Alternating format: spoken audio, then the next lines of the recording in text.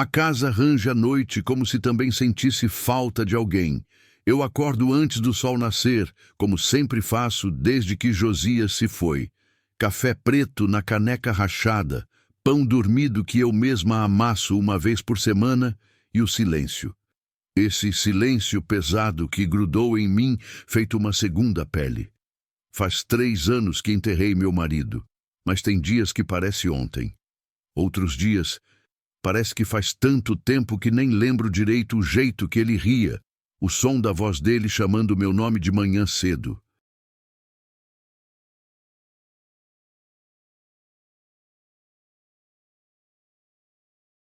Os filhos sumiram depois do enterro, cada um com sua vida, suas desculpas prontas, seus silêncios longos ao telefone.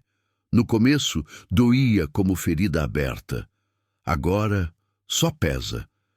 Virei uma lembrança incômoda, o tipo de gente que as pessoas visitam por obrigação no Dia das Mães e esquecem com alívio no dia seguinte. Tentei me acostumar, tentei não ligar, mas a solidão tem um jeito cruel de gritar dentro da gente, principalmente de madrugada.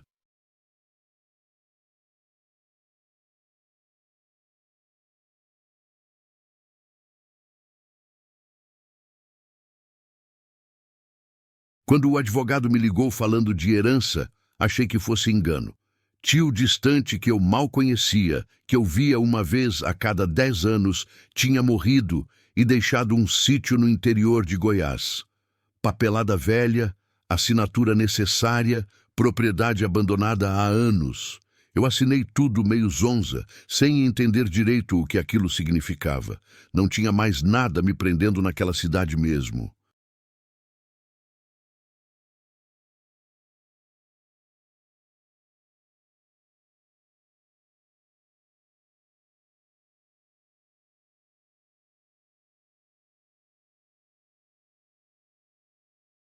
A casa alugada era pequena demais para tanta solidão, e os vizinhos tinham parado de perguntar se eu estava bem. Fiz as malas num dia só. Roupas velhas, alguns livros, a foto de casamento que eu não consigo jogar fora. Fechei a porta sem olhar para trás. Ninguém apareceu para se despedir. Ninguém ligou perguntando para onde eu ia. A viagem de ônibus durou quase um dia inteiro. Poeira vermelha cobrindo tudo, estrada de chão batido chacoalhando meus ossos já cansados.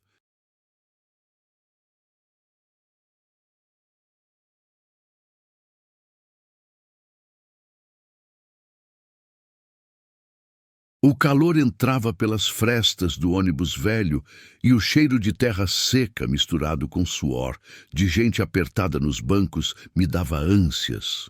Quando desci na vila, 3 casinhas tortas, um bar de porta aberta, uma igrejinha sem padre, o motorista me olhou com aquela pena de quem sabe que eu estava indo para o fim do mundo. Tem certeza, dona? Aquele sítio tá abandonado faz tempo. Tenho, menti. Carreguei minha mala sozinha pela estrada poeirenta.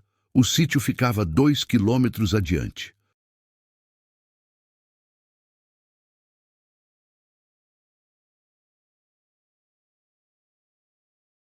O sol queimava a nuca. Minhas pernas doíam, mas eu continuei andando porque não tinha para onde voltar mesmo. A casa apareceu torta no horizonte, cercas caídas, mato alto engolindo o que um dia foi quintal. O telhado tinha buracos cobertos por telhas quebradas. As janelas estavam sem vidro. A porta da frente pendia torta nas dobradiças enferrujadas. Parecia um lugar que desistiu de existir, que estava esperando desabar de vez.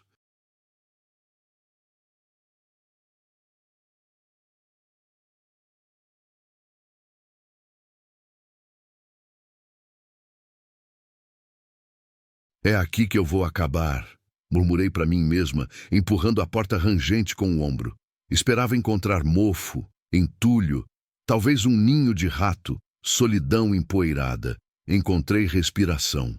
Parei no meio da sala vazia. Ouvi um gemido baixo vindo dos fundos da casa. Depois outro. Meu coração disparou. Apertei a alça da mala com força e caminhei devagar pelo corredor escuro, o chão de tábuas soltas gemendo debaixo dos meus pés. 3 quartos, todos ocupados.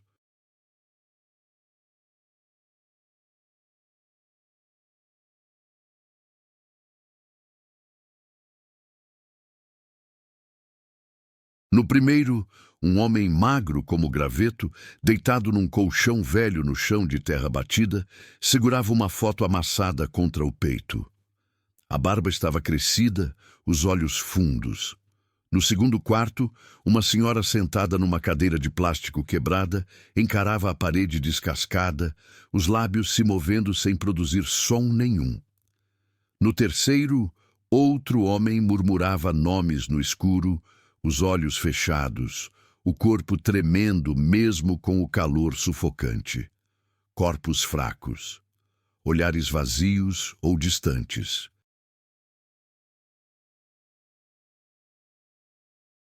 Cheiro de urina, suor velho, abandono, idosos deixados ali para morrer. Senti o chão ceder dentro de mim. As pernas fraquejaram.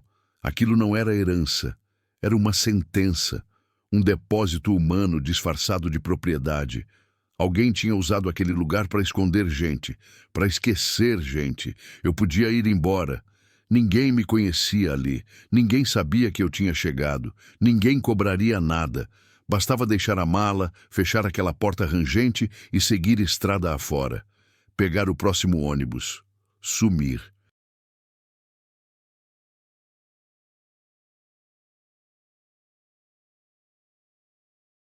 Fingir que nunca tinha visto nada. Mas então o homem da foto abriu os olhos e me olhou. Filha, você voltou? A palavra atravessou meu peito como faca enferrujada. Filha, eu, que fora descartada pelos próprios filhos. Ele, descartado há mais tempo ainda. Nós dois, esquecidos, confundindo desconhecidos com quem deveria ter ficado. Fiquei parada ali, mala na mão trêmula, enquanto aquele homem me confundia com alguém que prometeu voltar e nunca voltou.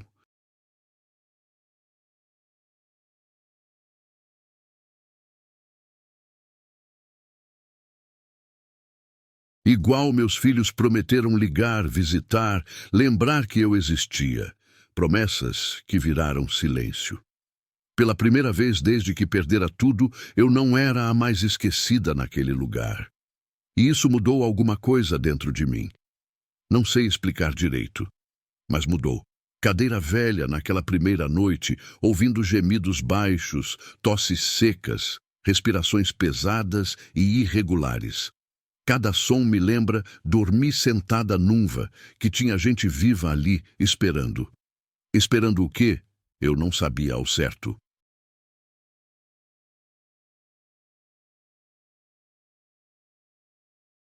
Talvez só esperando o fim chegar, ou esperando que alguém lembrasse que eles ainda existiam.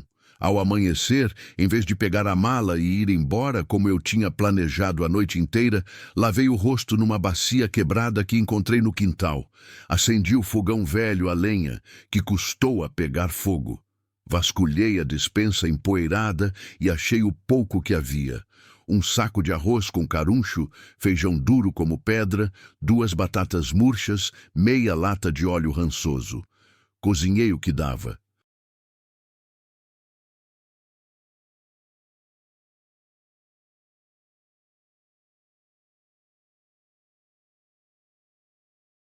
Catei o arroz grão por grão. Deixei o feijão de molho rezando para amolecer. Era pouca coisa, mas era comida quente. Levei para os quartos, uma por vez, em pratos desemparelhados. Meu nome é Dolores, disse ao homem da foto, ajoelhando ao lado dele. Antônio, respondeu ele, a voz fraca, rouca. Minha filha disse que voltava a buscar.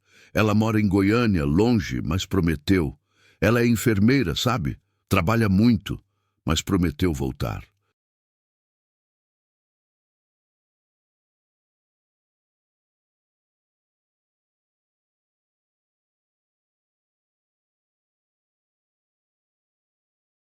Não tive coragem de dizer a verdade que ele não queria ouvir, que provavelmente ele estava sendo enganado, ou abandonado, ou as duas coisas ao mesmo tempo, que é o jeito mais cruel de esquecer alguém. A senhora da cadeira se chamava Iraci. Não falava, só olhava para a parede como se estivesse vendo algo que eu não conseguia enxergar. Quando coloquei a comida na mão dela, os dedos tremeram, mas ela comeu devagar, lágrimas escorrendo em silêncio. O terceiro era Valdomiro.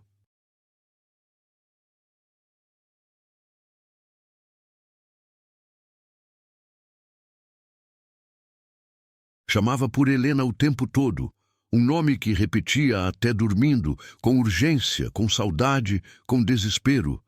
Quando perguntei quem era Helena, ele não respondeu. Só continuou murmurando. Passei o dia limpando. Varri o chão de terra batida que tinha virado pó e lama misturados. Abri janelas emperradas pela ferrugem. Arranquei teias de aranha grossas dos cantos. Lavei lençóis encardidos no tanque rachado do quintal, esfregando com sabão de pedra até os braços doerem.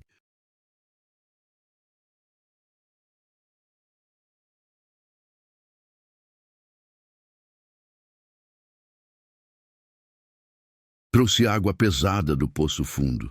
Dei banho em Iraci com bacia e caneca, e ela chorou feito criança quando a água morna tocou a pele dela.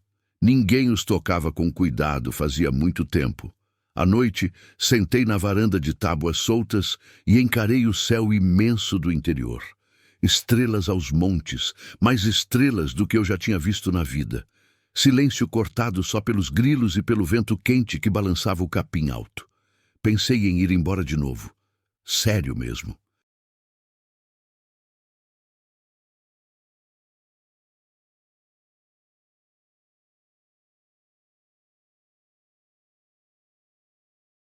Pensei em levantar, pegar a mala e sumir antes que aquilo virasse responsabilidade.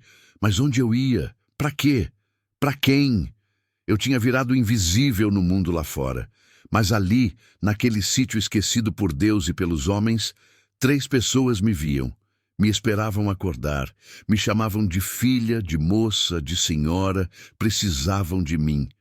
Decidi ficar mais um dia. Só mais um. Depois mais um. E mais um. Uma semana depois, fuçando a casa atrás de cobertores, encontrei papéis velhos debaixo de uma cama.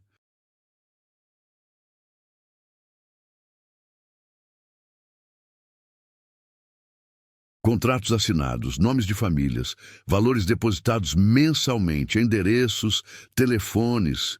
Entendi tudo num segundo. Alguém recebia dinheiro das famílias para cuidar desses velhos.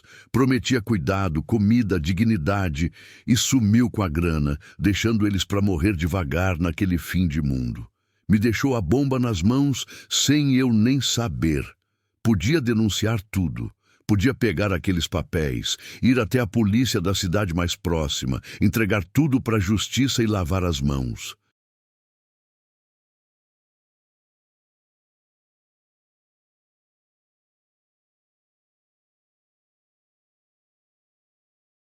Sumir antes que alguém me culpasse por aquilo.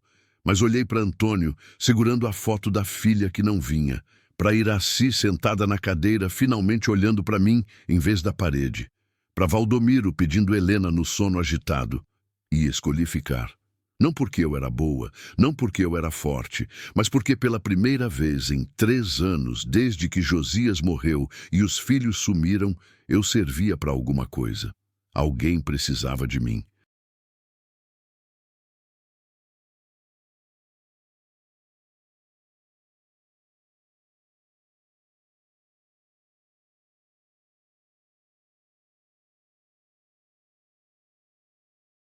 E isso, de um jeito torto e dolorido, me fazia sentir viva de novo.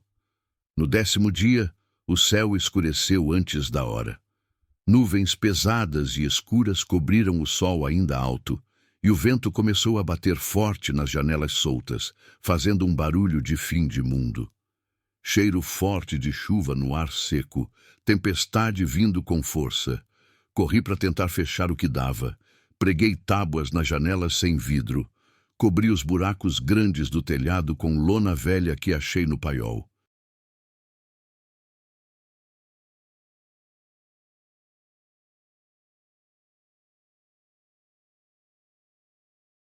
Trouxe água extra do poço, enchendo todas as vasilhas que encontrei. Acendi velas e lamparinas. Rezei baixinho para a tempestade passar rápido. A chuva começou devagar, gotas grossas na poeira. Depois virou dilúvio violento. O barulho na telha era ensurdecedor. Parecia que a casa ia desabar a qualquer momento. Goteiras pingavam feito cascata em bacias espalhadas pela casa inteira. O vento arrancou a lona que eu tinha pregado com tanto custo.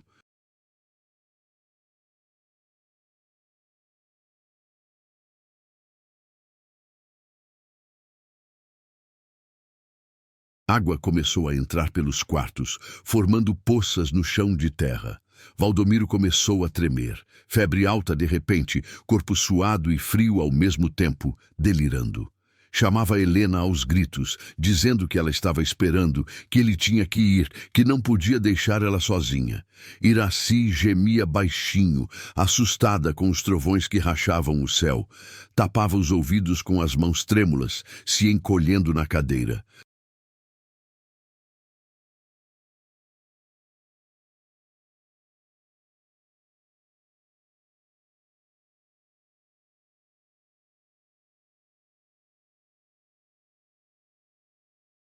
Antônio segurava minha mão, com uma força que eu não imaginava que ele ainda tivesse.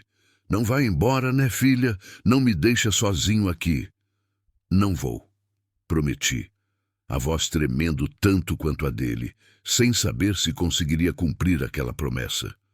A tempestade durou a noite toda. Relâmpagos iluminavam a casa quebrada. Trovões sacudiam as paredes. Eu corria de um quarto para o outro, enxugando água, trocando roupa molhada, tentando acalmar, rezando para ninguém morrer na minha frente.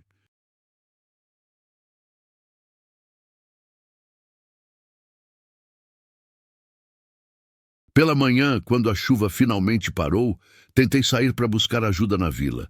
A estrada tinha virado um lamaçal intransitável, atoleiro profundo.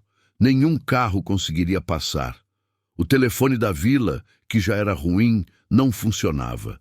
Estávamos completamente isolados e Valdomiro piorou muito. A febre subiu mais ainda. Ele suava frio, encharcando o colchão. Respirava com dificuldade, o peito chiando. Os lábios ficaram roxos. Eu não era enfermeira. Não sabia o que fazer direito.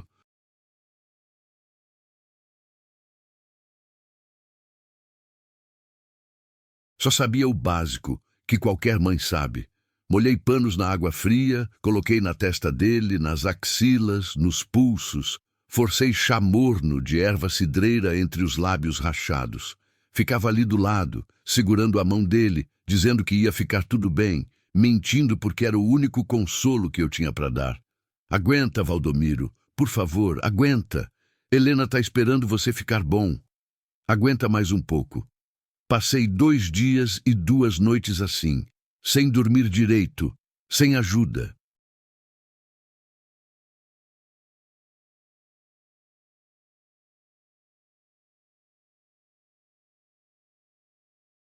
Sem médico, sem remédio, sem nada. Só eu e 3 velhos que dependiam de mim para não morrer. A responsabilidade pesava feito pedra no peito. Pela primeira vez desde que Josias se foi, senti medo de verdade de perder alguém de novo. E junto com o medo veio raiva. Raiva profunda de quem tinha abandonado essa gente. Raiva dos filhos que sumiram e deixaram os pais apodrecendo. Raiva do covarde que pegou o dinheiro e sumiu.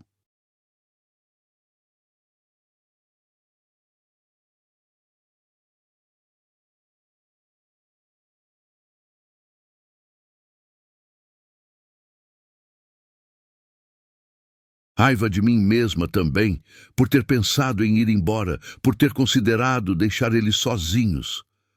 Na manhã do 3º dia, a febre de Valdomiro baixou. Ele abriu os olhos devagar e me reconheceu pela primeira vez. Obrigado, moça. A senhora me salvou. Desabei ali mesmo, sentada no chão de terra batida, e chorei. Chorei por ele, por mim, por Josias que eu não consegui salvar, por todos nós, esquecidos pelo mundo, mas resistindo do jeito que dava.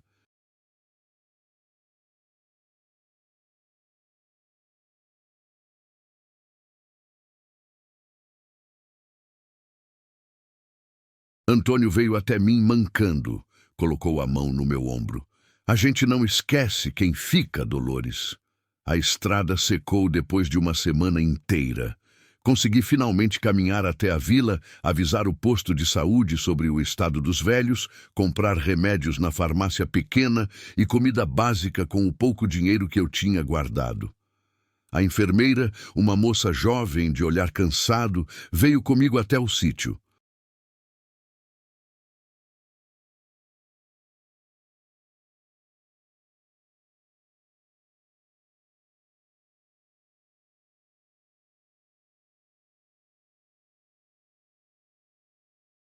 Examinou os três com cuidado, balançou a cabeça várias vezes, fez anotações num caderno velho.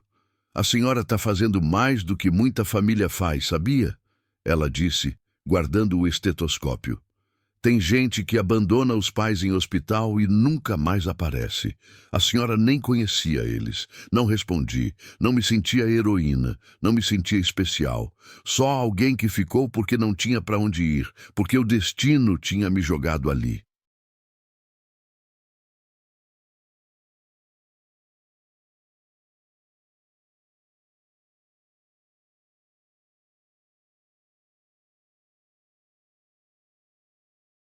Mas aos poucos, nos dias que se seguiram, percebi que isso estava mudando dentro de mim. Antônio começou a me contar histórias longas da juventude, de quando trabalhava na roça, da esposa linda que morreu de parto, da filha única que ele criou sozinho e que agora tinha vergonha do pai velho. Falava com saudade, mas também com mágoa. Iraci voltou a falar, devagar.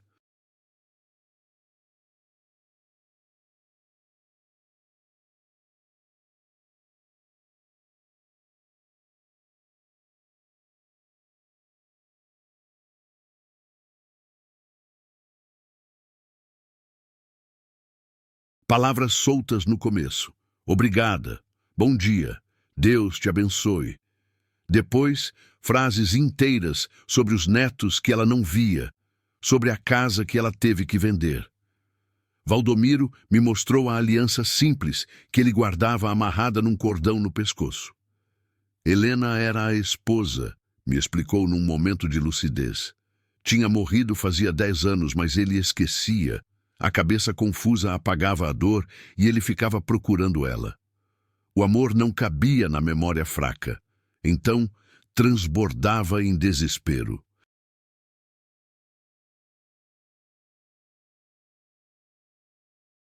Comecei a arrumar o sítio de verdade.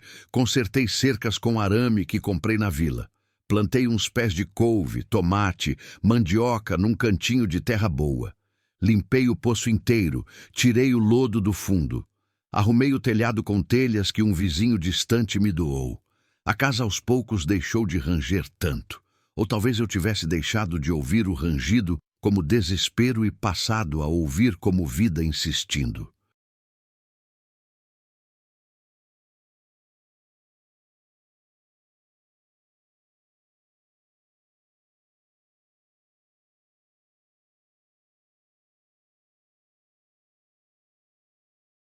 Uma tarde quente, sentada na varanda já consertada, Antônio veio até mim arrastando a cadeira. Sentou do meu lado em silêncio. Ficamos assim um tempo, só olhando o sol se pôr vermelho no horizonte imenso. Sabe por que eu te confundi com minha filha naquele dia? Ele perguntou de repente. Sei, respondi baixo, engolindo o nó na garganta. É porque você ficou, Dolores, e ela não ficou. Simples assim. Quem fica é quem ama de verdade.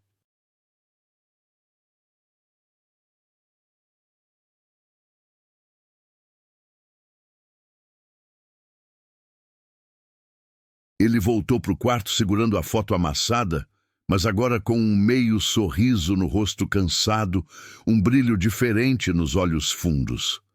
3 meses depois de eu ter chegado, Valdomiro morreu. Foi de madrugada, dormindo, sem dor aparente. Chamou baixinho por Helena uma última vez e parou de respirar. Quando o sol nasceu, eu sabia que ele tinha ido.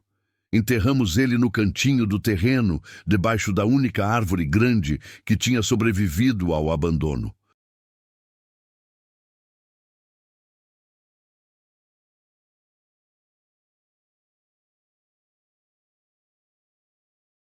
Irace chorou, segurando um raminho de flores do mato. Antônio leu um salmo de cabeça, a voz embargada. Eu rezei o Pai Nosso inteiro pela primeira vez em anos. A gente não morre sozinho quando tem quem fique do lado, Antônio disse, jogando a primeira pazinha de terra vermelha sobre o caixão simples que a vila ajudou a fazer. Foi ali, naquele momento, que eu entendi de verdade o que aquele lugar era. Não era um depósito, não era uma sentença, não era o fim, era um abrigo.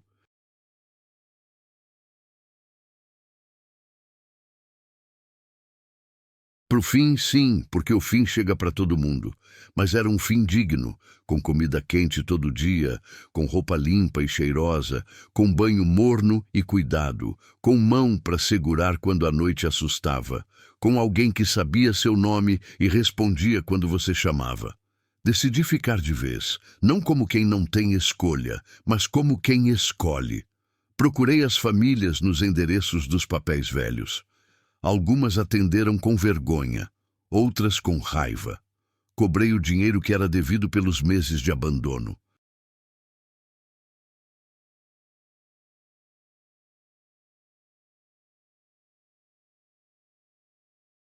Ameacei denunciar. Consegui uma quantia boa. Usei cada centavo para reformar a casa direito. Telhado novo, janelas com vidro, piso cimentado nos quartos, camas de verdade, um fogão a gás. Instalei uma caixa d'água, puxei uma linha de telefone. 2 velhos novos chegaram depois num dia de chuva fina. A enfermeira da vila os trouxe numa carroça emprestada. Um senhor que tinha tido derrame e a família não conseguia cuidar. Uma senhora com Alzheimer que ficava fugindo de casa. Gente sem lugar.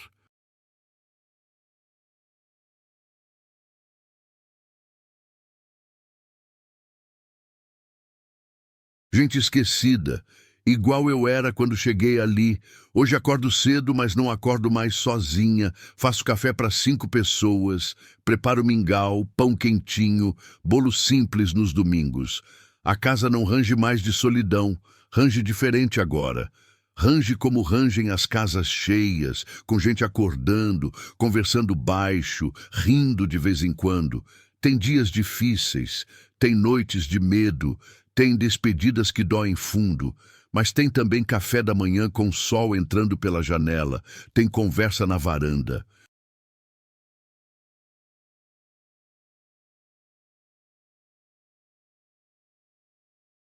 Tem Antônio contando histórias. Tem Iraci ajudando a descascar batata. Tem gente que diz meu nome com carinho. Descobri uma verdade simples que o mundo lá fora tinha me escondido. Eu não vim para cá para desaparecer. Vim para ser encontrada. Por gente que, igual a mim, só precisava de alguém que não fosse embora. Alguém que ficasse, que escolhesse ficar. E enquanto eu respirar, enquanto eu conseguir acender o fogo e fazer o café, ninguém aqui vai morrer esquecido. Ninguém vai morrer sozinho.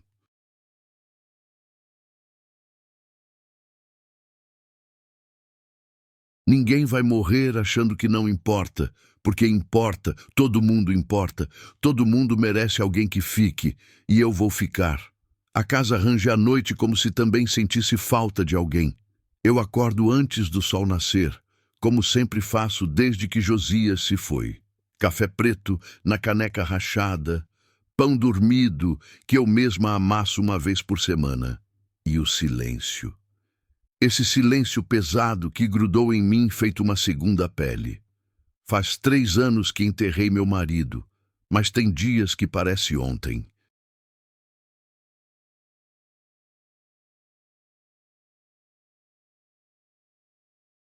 Outros dias, parece que faz tanto tempo que nem lembro direito o jeito que ele ria, o som da voz dele chamando meu nome de manhã cedo. Os filhos sumiram depois do enterro, cada um com sua vida, suas desculpas prontas, seus silêncios longos ao telefone. No começo doía como ferida aberta. Agora só pesa. Virei uma lembrança incômoda, o tipo de gente que as pessoas visitam por obrigação no Dia das Mães e esquecem com alívio no dia seguinte. Tentei me acostumar. Tentei não ligar.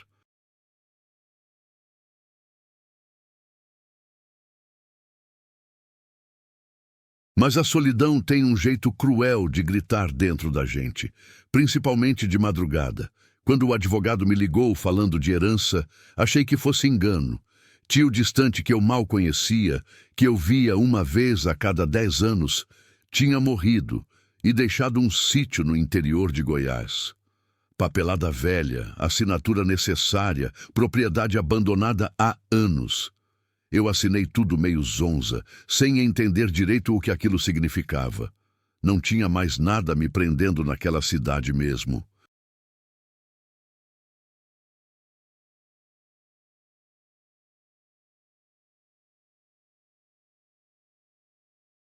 A casa alugada era pequena demais para tanta solidão, e os vizinhos tinham parado de perguntar se eu estava bem.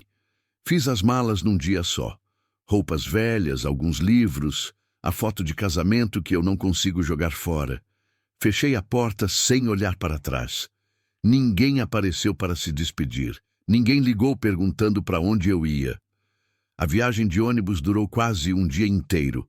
Poeira vermelha cobrindo tudo, estrada de chão batido chacoalhando meus ossos já cansados.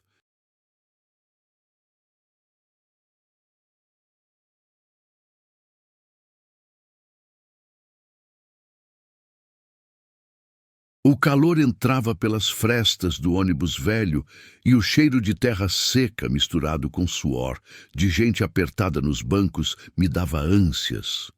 Quando desci na vila, 3 casinhas tortas, um bar de porta aberta, uma igrejinha sem padre, o motorista me olhou com aquela pena de quem sabe que eu estava indo para o fim do mundo.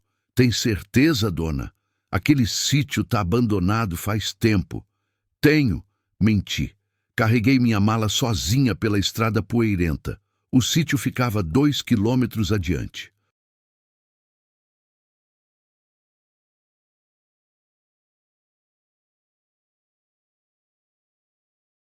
O sol queimava a nuca, minhas pernas doíam, mas eu continuei andando porque não tinha para onde voltar mesmo. Capítulo 2. O que não deveria estar ali.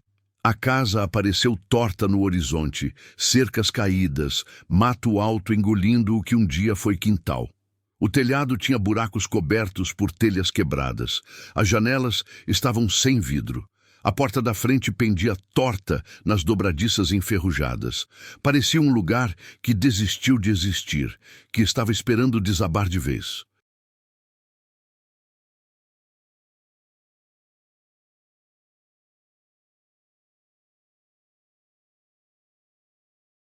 É aqui que eu vou acabar, murmurei para mim mesma, empurrando a porta rangente com o ombro. Esperava encontrar mofo, entulho, talvez um ninho de rato, solidão empoeirada. Encontrei respiração. Parei no meio da sala vazia. Ouvi um gemido baixo vindo dos fundos da casa. Depois outro. Meu coração disparou. Apertei a alça da mala com força e caminhei devagar pelo corredor escuro, o chão de tábuas soltas gemendo debaixo dos meus pés. 3 quartos, todos ocupados.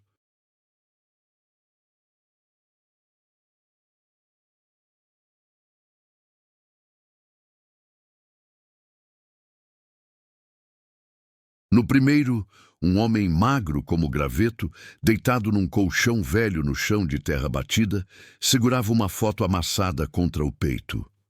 A barba estava crescida, os olhos fundos. No segundo quarto, uma senhora sentada numa cadeira de plástico quebrada encarava a parede descascada, os lábios se movendo sem produzir som nenhum. No terceiro, outro homem murmurava nomes no escuro, os olhos fechados, o corpo tremendo mesmo com o calor sufocante. Corpos fracos, olhares vazios ou distantes.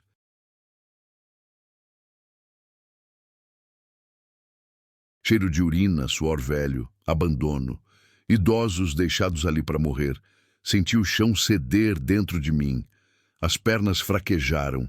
Aquilo não era herança, era uma sentença, um depósito humano disfarçado de propriedade. Alguém tinha usado aquele lugar para esconder gente, para esquecer gente. Eu podia ir embora. Ninguém me conhecia ali, ninguém sabia que eu tinha chegado, ninguém cobraria nada.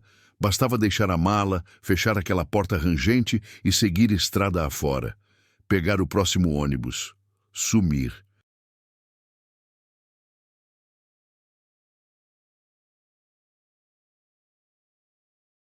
Fingir que nunca tinha visto nada. Mas então o homem da foto abriu os olhos e me olhou. Filha, você voltou? A palavra atravessou meu peito como faca enferrujada. Filha, eu, que fora descartada pelos próprios filhos. Ele, descartado há mais tempo ainda. Nós dois, esquecidos, confundindo desconhecidos com quem deveria ter ficado. Fiquei parada ali, mala na mão trêmula, enquanto aquele homem me confundia com alguém que prometeu voltar e nunca voltou.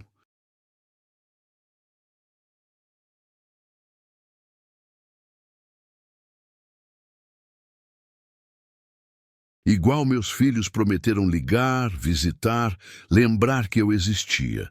Promessas que viraram silêncio. Pela primeira vez, desde que perdera tudo, eu não era a mais esquecida naquele lugar. E isso mudou alguma coisa dentro de mim. Não sei explicar direito, mas mudou. Capítulo 3. Quem fica a dormir, sentada numa cadeira velha, naquela primeira noite, ouvindo gemidos baixos, tosses secas, respirações pesadas e irregulares. Cada som me lembrava que tinha gente viva ali, esperando.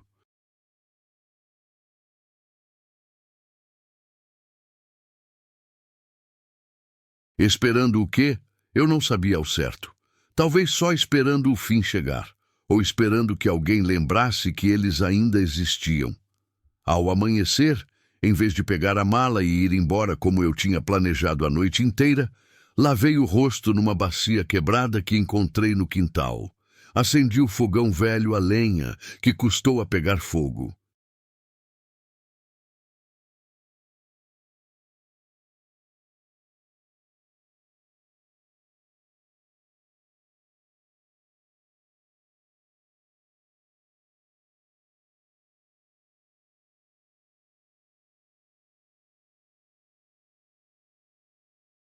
Vasculhei a despensa empoeirada e achei o pouco que havia.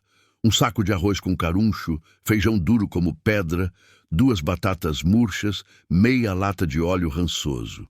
Cozinhei o que dava, catei o arroz grão por grão, deixei o feijão de molho, rezando para amolecer. Era pouca coisa, mas era comida quente. Levei para os quartos, uma por vez, em pratos desemparelhados. Meu nome é Dolores, disse ao homem da foto, ajoelhando ao lado dele. Antônio, respondeu ele, a voz fraca, rouca.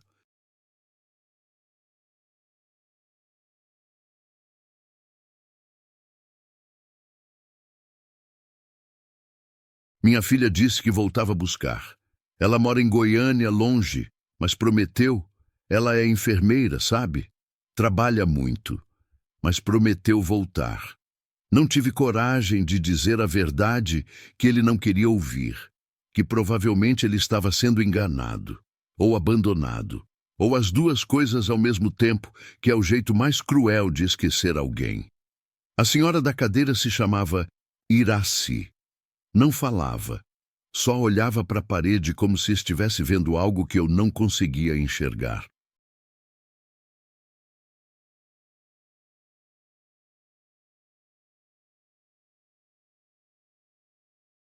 Quando coloquei a comida na mão dela, os dedos tremeram, mas ela comeu devagar, lágrimas escorrendo em silêncio. O terceiro era Valdomiro. Chamava por Helena o tempo todo. Um nome que repetia até dormindo, com urgência, com saudade, com desespero. Quando perguntei quem era Helena, ele não respondeu. Só continuou murmurando. Passei o dia limpando. Varri o chão de terra batida que tinha virado pó e lama misturados. Abri janelas emperradas pela ferrugem.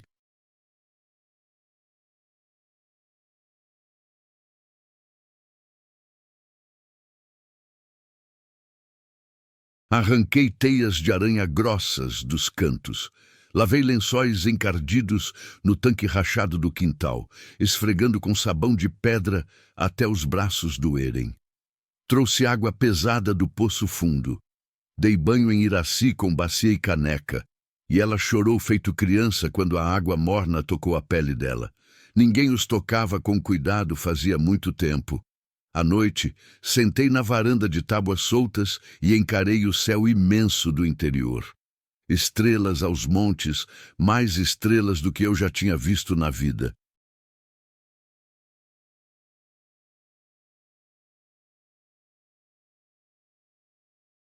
Silêncio cortado só pelos grilos e pelo vento quente que balançava o capim alto. Pensei em ir embora de novo. Sério mesmo. Pensei em levantar, pegar a mala e sumir antes que aquilo virasse responsabilidade. Mas onde eu ia? Para quê? Para quem? Eu tinha virado invisível no mundo lá fora. Mas ali, naquele sítio esquecido por Deus e pelos homens, 3 pessoas me viam, me esperavam acordar. Me chamavam de filha, de moça, de senhora. Precisavam de mim. Decidi ficar mais um dia. Só mais um. Depois mais um. E mais um. Uma semana depois, fuçando a casa atrás de cobertores, encontrei papéis velhos debaixo de uma cama, contratos assinados, nomes de famílias, valores depositados mensalmente, endereços, telefones. Entendi tudo num segundo. Alguém recebia dinheiro das famílias para cuidar desses velhos. Prometia cuidado, comida, dignidade. E sumiu com a grana, deixando eles para morrer devagar naquele fim de mundo. Me deixou a bomba nas mãos sem eu nem saber. Podia denunciar tudo.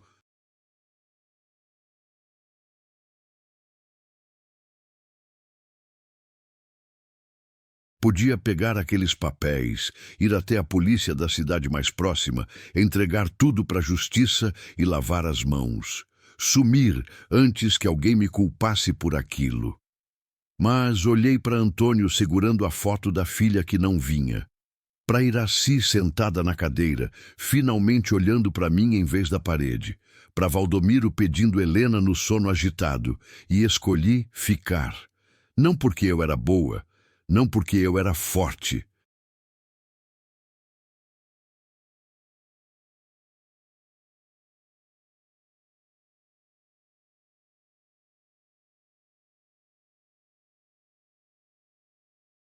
Mas porque pela primeira vez em 3 anos, desde que Josias morreu e os filhos sumiram, eu servia para alguma coisa. Alguém precisava de mim. E isso, de um jeito torto e dolorido, me fazia sentir viva de novo.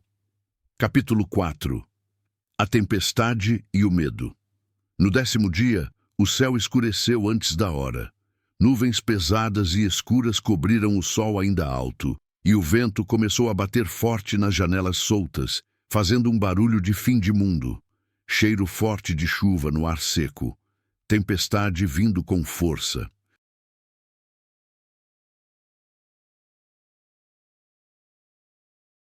Corri para tentar fechar o que dava.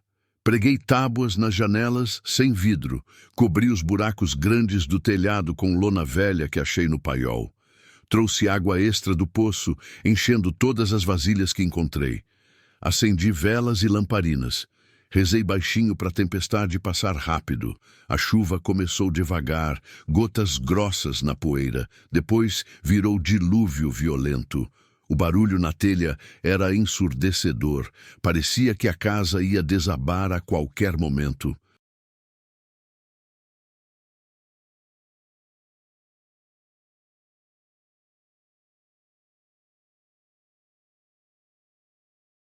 Goteiras pingavam feito cascata em bacias, espalhadas pela casa inteira. O vento arrancou a lona que eu tinha pregado com tanto custo. Água começou a entrar pelos quartos, formando poças no chão de terra. Valdomiro começou a tremer. Febre alta de repente, corpo suado e frio ao mesmo tempo, delirando. Chamava Helena aos gritos, dizendo que ela estava esperando, que ele tinha que ir, que não podia deixar ela sozinha. Iraci gemia baixinho, assustada com os trovões que rachavam o céu.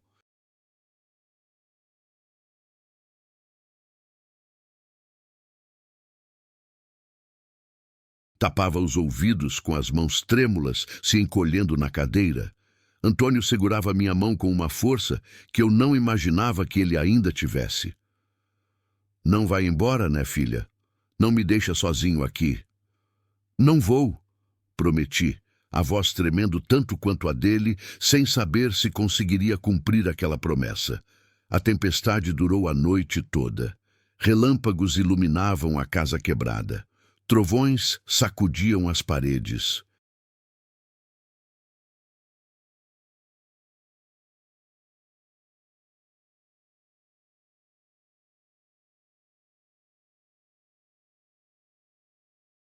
Eu corria de um quarto para o outro, enxugando água, trocando roupa molhada, tentando acalmar, rezando para ninguém morrer na minha frente. Pela manhã, quando a chuva finalmente parou, tentei sair para buscar ajuda na vila. A estrada tinha virado um lamaçal intransitável. Atoleiro profundo. Nenhum carro conseguiria passar. O telefone da vila, que já era ruim, não funcionava. Estávamos completamente isolados. E Valdomiro piorou muito. A febre subiu mais ainda. Ele suava frio, encharcando o colchão.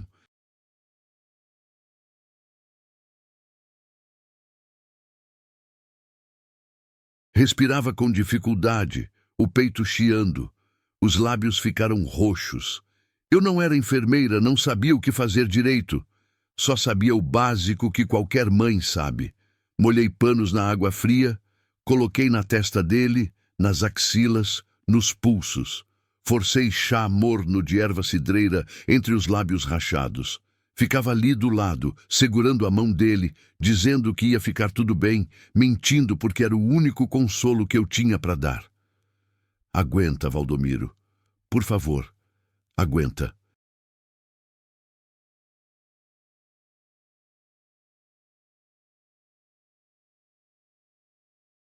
Helena tá esperando você ficar bom. Aguenta mais um pouco. Passei 2 dias e 2 noites assim, sem dormir direito, sem ajuda, sem médico, sem remédio, sem nada. Só eu e 3 velhos que dependiam de mim para não morrer. A responsabilidade pesava feito pedra no peito. Pela primeira vez, desde que Josias se foi, senti medo de verdade de perder alguém de novo. E junto com o medo veio raiva. Raiva profunda de quem tinha abandonado essa gente.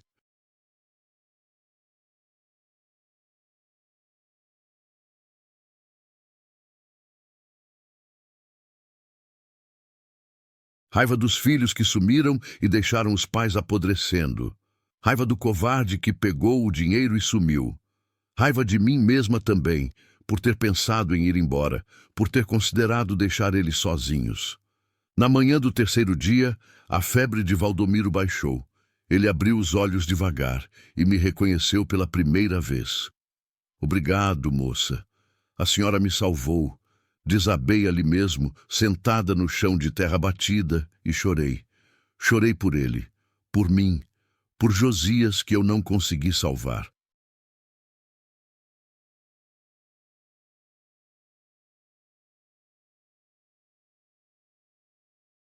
Por todos nós, esquecidos pelo mundo, mas resistindo do jeito que dava. Antônio veio até mim mancando, colocou a mão no meu ombro. A gente não esquece quem fica, Dolores. Capítulo 5. O que nasce do abandono. A estrada secou depois de uma semana inteira. Consegui finalmente caminhar até a vila, avisar o posto de saúde sobre o estado dos velhos, comprar remédios na farmácia pequena e comida básica com o pouco dinheiro que eu tinha guardado.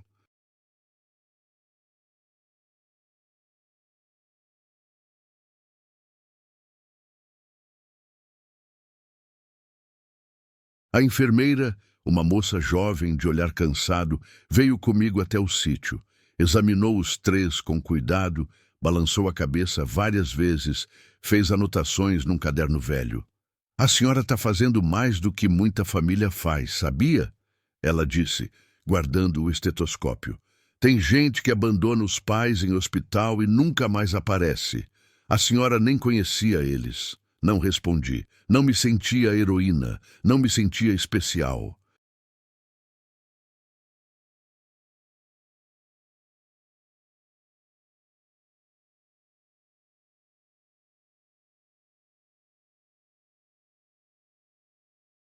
Só alguém que ficou porque não tinha para onde ir, porque o destino tinha me jogado ali. Mas aos poucos, nos dias que se seguiram, percebi que isso estava mudando dentro de mim. Antônio começou a me contar histórias longas da juventude, de quando trabalhava na roça, da esposa linda que morreu de parto, da filha única que ele criou sozinho e que agora tinha vergonha do pai velho. Falava com saudade, mas também com mágoa.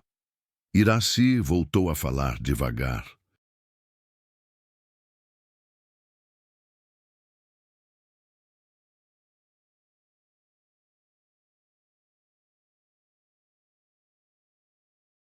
Palavras soltas no começo. Obrigada. Bom dia.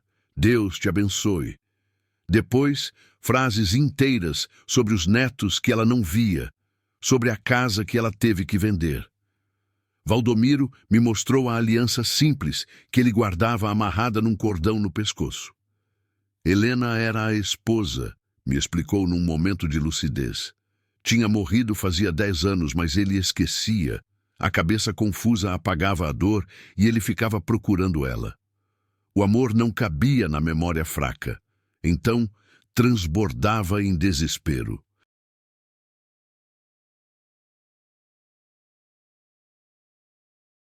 Comecei a arrumar o sítio de verdade. Consertei cercas com arame que comprei na vila. Plantei uns pés de couve, tomate, mandioca num cantinho de terra boa. Limpei o poço inteiro, tirei o lodo do fundo. Arrumei o telhado com telhas que um vizinho distante me doou. A casa aos poucos deixou de ranger tanto. Ou talvez eu tivesse deixado de ouvir o rangido como desespero e passado a ouvir como vida insistindo.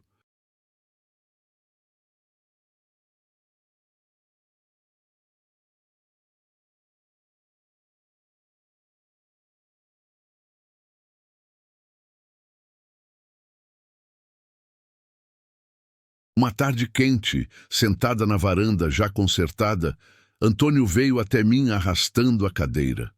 Sentou do meu lado em silêncio. Ficamos assim um tempo, só olhando o sol se pôr vermelho no horizonte imenso. Sabe por que eu te confundi com minha filha naquele dia? Ele perguntou de repente. Sei, respondi baixo, engolindo o nó na garganta. É porque você ficou, Dolores. E ela não ficou. Simples assim. Quem fica é quem ama de verdade.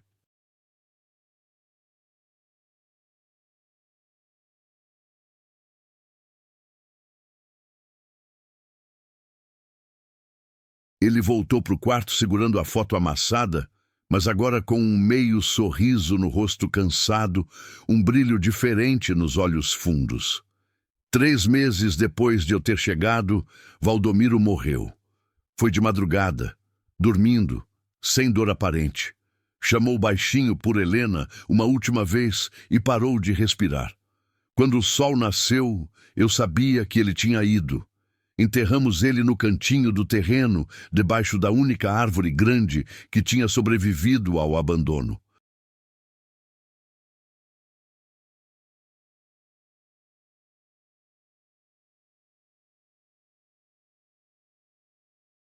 Irace chorou, segurando um raminho de flores do mato. Antônio leu um salmo de cabeça, a voz embargada. Eu rezei o Pai Nosso inteiro pela primeira vez em anos. A gente não morre sozinho quando tem quem fique do lado, Antônio disse, jogando a primeira pazinha de terra vermelha sobre o caixão simples que a vila ajudou a fazer. Foi ali, naquele momento, que eu entendi de verdade o que aquele lugar era. Não era um depósito, não era uma sentença, não era o fim, era um abrigo.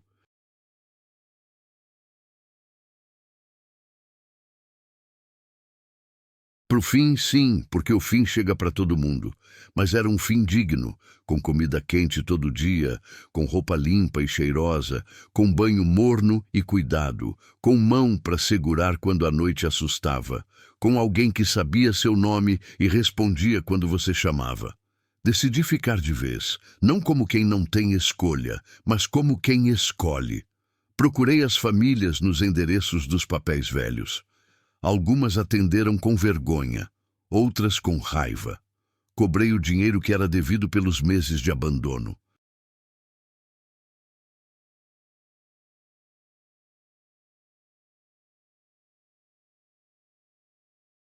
Ameacei denunciar. Consegui uma quantia boa. Usei cada centavo para reformar a casa direito. Telhado novo, janelas com vidro, piso cimentado nos quartos, camas de verdade, um fogão a gás. Instalei uma caixa d'água, puxei uma linha de telefone. 2 velhos novos chegaram depois num dia de chuva fina. A enfermeira da vila os trouxe numa carroça emprestada. Um senhor que tinha tido derrame e a família não conseguia cuidar. Uma senhora com Alzheimer que ficava fugindo de casa. Gente sem lugar.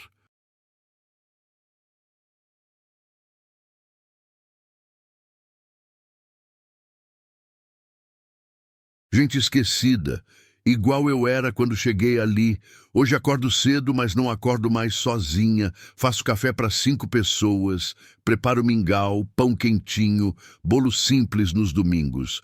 A casa não range mais de solidão, range diferente agora. Range como rangem as casas cheias, com gente acordando, conversando baixo, rindo de vez em quando.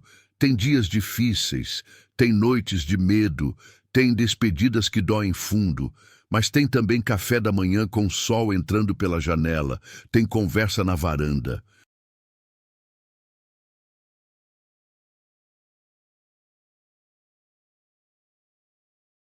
Tem Antônio contando histórias. Tem Iraci ajudando a descascar batata. Tem gente que diz meu nome com carinho. Descobri uma verdade simples que o mundo lá fora tinha me escondido. Eu não vim para cá para desaparecer. Vim para ser encontrada. Por gente que, igual a mim, só precisava de alguém que não fosse embora. Alguém que ficasse, que escolhesse ficar. E enquanto eu respirar, enquanto eu conseguir acender o fogo e fazer o café, ninguém aqui vai morrer esquecido. Ninguém vai morrer sozinho.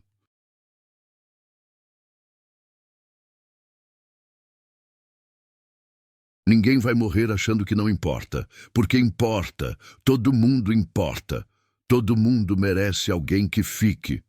E eu vou ficar. 2 anos depois daquela tarde embaixo da árvore, quando eu estava prestes a completar 78 anos, recebi uma visita que eu nunca imaginei que receberia. Era uma quinta-feira comum. Eu estava na cozinha descascando batatas com Dona Carmen, uma senhora que tinha chegado há 6 meses, quando Laura entrou apressada.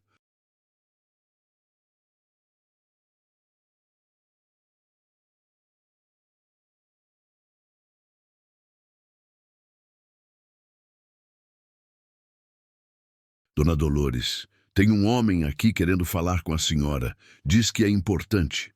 Quem é? Não quis dizer o nome, mas parece nervoso. Sequei as mãos, ajeitei o avental e fui até a sala. Um homem de uns 50 anos, cabelos grisalhos, roupa simples, estava de pé no meio da sala, segurando um boné velho nas mãos. Quando me viu, ficou ainda mais tenso. A senhora é Dolores? Perguntou a voz trêmula. Sou. E o senhor é? Ele respirou fundo, como quem precisa de coragem para falar.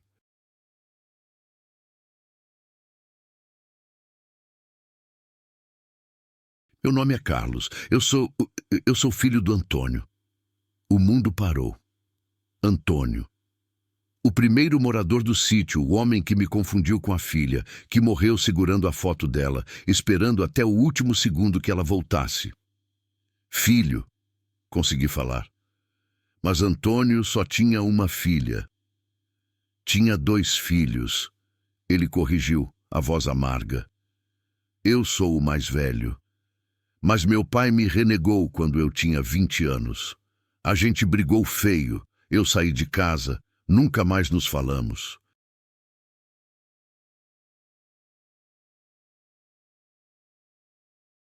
Ele ficou só com minha irmã.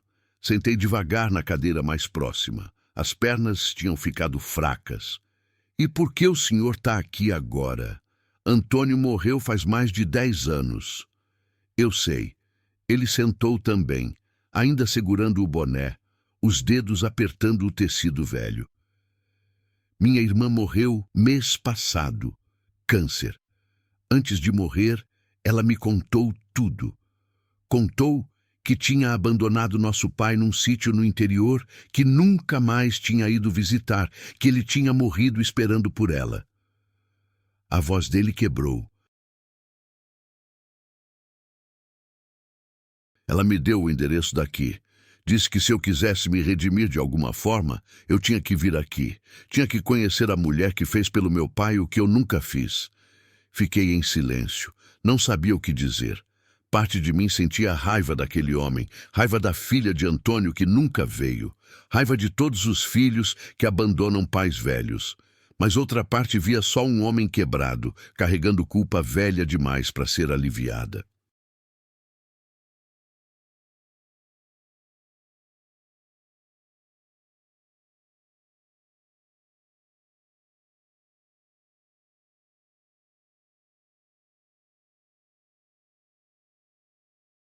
O que o senhor quer de mim? Perguntei, a voz mais dura do que eu pretendia. Quero saber como ele morreu. Quero saber se ele sofreu. Quero saber se ele falou de mim. A pergunta saiu cheia de esperança dolorida. A esperança de quem quer acreditar que ainda importava, mesmo depois de décadas de silêncio. Seu pai morreu em paz, falei, decidindo ser gentil. Não custava nada. Teve um derrame. Ficou alguns meses acamado, mas não sofreu.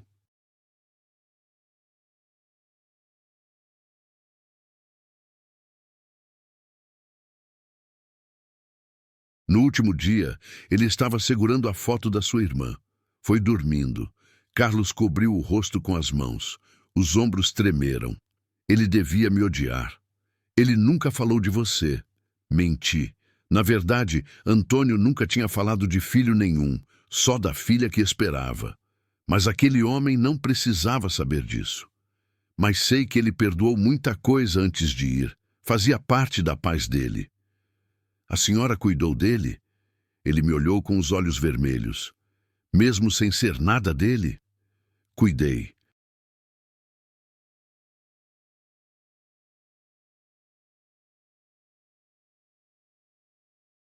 Porque ele precisava, e porque alguém tinha que ficar. Carlos ficou em silêncio um tempo longo. Olhou ao redor da sala, viu as fotos na parede, os moradores que passavam, o movimento da casa. Quantas pessoas moram aqui agora? 12. Mais os voluntários que vão e vêm. Todos abandonados pela família? Na maioria, alguns a família não tem condições de cuidar, mas a maioria foi esquecida mesmo. Ele balançou a cabeça, a expressão de dor profunda. Eu fiz isso com meu pai.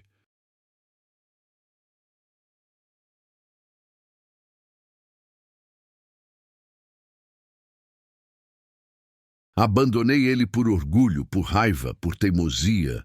Passei 30 anos sem falar com ele, e quando ele morreu, nem pude pedir perdão. Seu pai já foi, falei. Não dá para voltar no tempo, mas tem 12 pessoas aqui que ainda estão vivas, que ainda precisam de gente que fique. Carlos me olhou sem entender. A senhora está dizendo... Tô dizendo que se o senhor quer se redimir, Não adianta chorar pelo que não fez. Tem que fazer diferente agora. O senhor pode visitar aqui.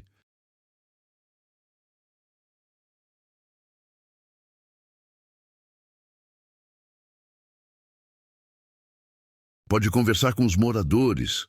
Pode ser para eles o que não foi para o seu pai. Mas eu não conheço essas pessoas. E eu não conhecia seu pai quando ele chegou aqui. Mas fiquei mesmo assim. Carlos ficou me encarando, processando. Vi quando algo mudou no olhar dele, uma decisão sendo tomada. Posso vir sábado que vem? Ele perguntou, a voz ainda insegura. Pode. A gente sempre precisa de voluntários. E de gente disposta a ouvir histórias de quem ninguém mais escuta.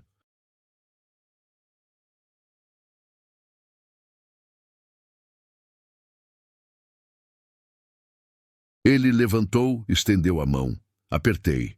Era uma mão calejada de quem trabalha com as mãos de gente simples. Obrigado, Dona Dolores, por ter cuidado do meu pai e por me dar uma chance de fazer diferente.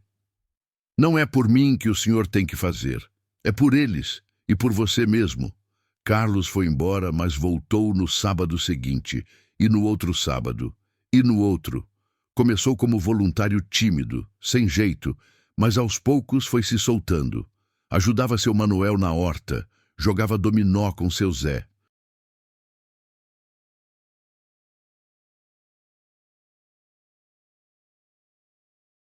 Empurrava a cadeira de rodas de Dona Carmen pela varanda. Ouvia as histórias repetidas de seu Augusto, com paciência infinita. Um dia, 3 meses depois da primeira visita, ele veio falar comigo. Dona Dolores, eu vendi minha casa na cidade. Vou me mudar para a vila. Quero ficar mais perto, ajudar mais. Se a senhora deixar, quero ser voluntário fixo aqui. O senhor tem certeza? É muito trabalho, muito cansaço. Tenho certeza, ele disse, firme.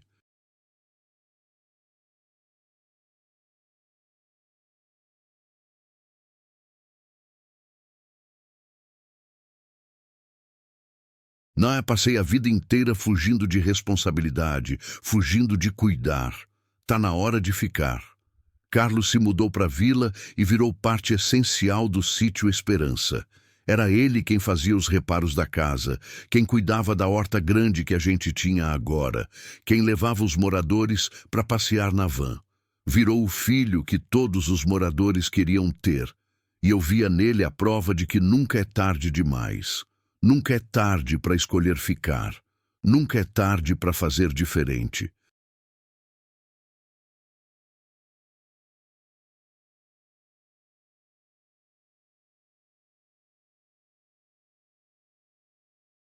O pedido de Laura.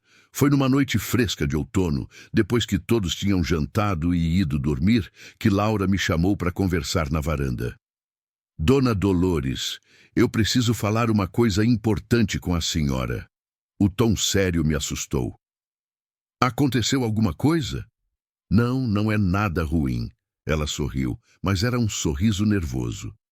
É só que eu tô namorando. Respirei aliviada. Que bom, menina. Você merece ser feliz.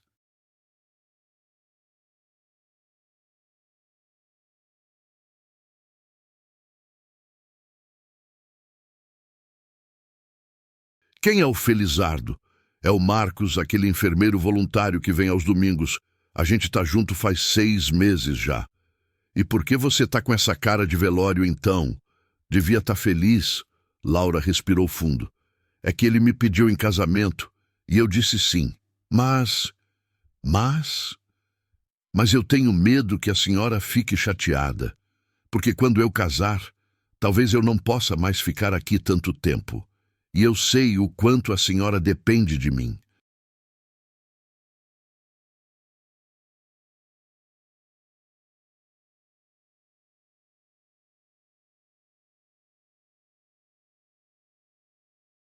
Olhei para aquela moça que tinha virado quase uma filha para mim. Laura tinha aparecido no sítio como estudante, tinha se formado, tinha ficado, tinha se dedicado de corpo e alma, tinha abdicado de muita coisa para estar ali. Vem cá, chamei, e ela sentou do meu lado. Você acha mesmo que eu vou ficar chateada porque você encontrou amor? Porque vai construir sua família?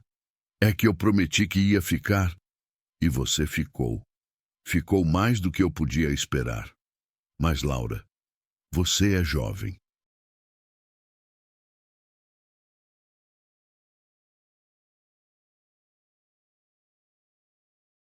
Tem a vida inteira pela frente. Não pode sacrificar sua felicidade por causa daqui. Mas o sítio precisa de mim. O sítio precisa de gente disposta a ajudar. E você pode ajudar casada também. Pode trazer seu marido para cá. Podem morar na vila, vir trabalhar durante o dia. Podem até criar os filhos de vocês vendo esse trabalho, aprendendo sobre empatia e cuidado. Laura chorou. Eu tinha tanto medo que a senhora ficasse brava. Brava? Tô é feliz por você, menina. Você merece tudo de bom. E vai fazer falta aqui? Vai, mas a gente se vira, sempre se virou. A senhora é incrível, dona Dolores. Não sou, não. Só aprendi que prender as pessoas não é amor. Amor é querer que elas sejam felizes, mesmo que isso signifique menos tempo com a gente. Laura se casou 3 meses depois, numa cerimônia simples na igreja da vila. Todo mundo do sítio Esperança foi. Os moradores que conseguiam andar, a gente levou na van.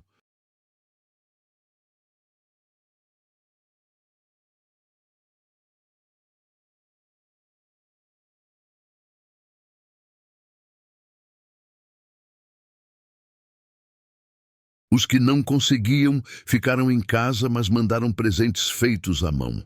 Um bordado, um desenho, um terço benzido.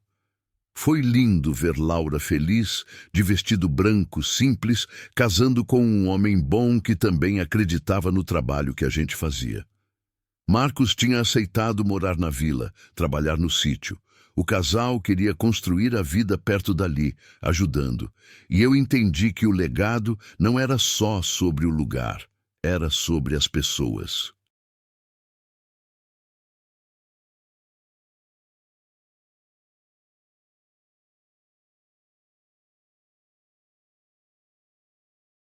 Era sobre plantar sementes em corações jovens e ver essas sementes brotarem, crescerem, gerarem novos frutos. A carta do governo. 2 meses depois do casamento de Laura, recebi uma carta do governo estadual.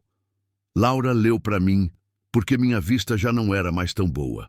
Instituto Sítio Esperança.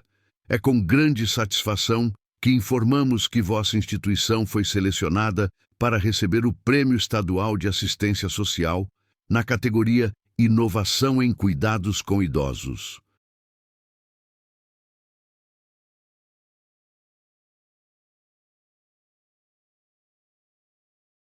O trabalho desenvolvido por vocês ao longo dos últimos 12 anos tem servido de modelo para outras instituições.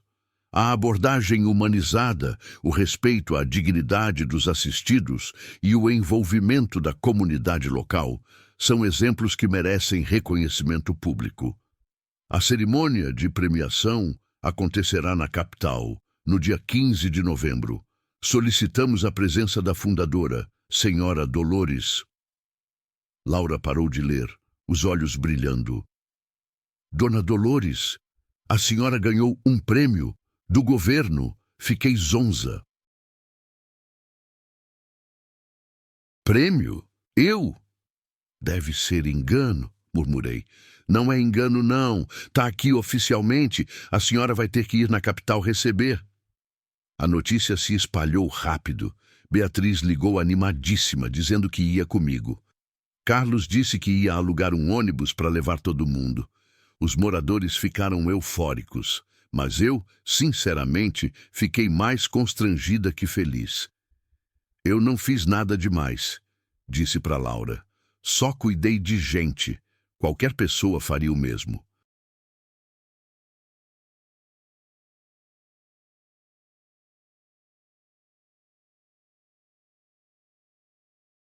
Mas não faz, dona Dolores. Laura segurou minha mão. A maioria das pessoas não faz. A senhora fez, e isso merece ser reconhecido. No dia da cerimônia, me arrumaram toda. Beatriz trouxe um vestido bonito, simples, mas elegante. Laura fez meu cabelo. Até unha pintaram em mim, coisa que eu nunca tinha feito na vida. O ônibus que Carlos alugou levou 16 pessoas.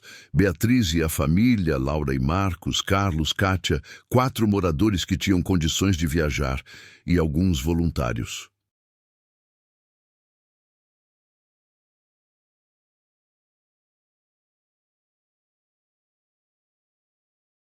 Parecia excursão de escola. A cerimônia foi numa sala grande, cheia de gente importante, autoridades, imprensa. Eu me senti completamente fora de lugar com o meu vestido simples, no meio de tanta gente de terno e salto alto. Quando chamaram meu nome, minhas pernas tremeram. Beatriz me deu o braço, me ajudou a subir no palco. Um homem de terno entregou uma placa bonita, toda dourada, com meu nome gravado. Pediram que eu falasse alguma coisa. Olhei para a plateia.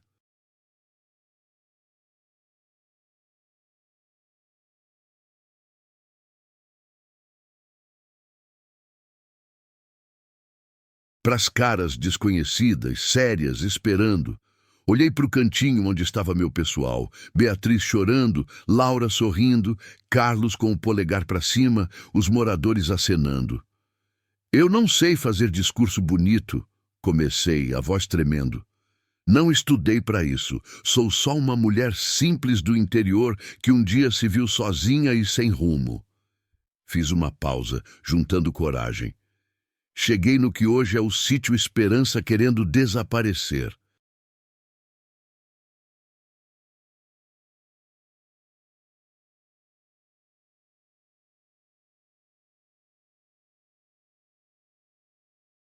Achando que minha vida tinha acabado, que eu não servia mais para nada.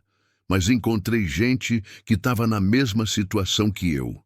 Gente esquecida, gente invisível, gente esperando morrer. Minha voz ficou mais firme. E eu descobri que quando a gente para de olhar para o próprio umbigo e começa a ver o sofrimento do outro, a gente encontra sentido de novo. A gente encontra propósito. A gente encontra família. Olhei direto para as autoridades importantes. Esse prêmio não é meu.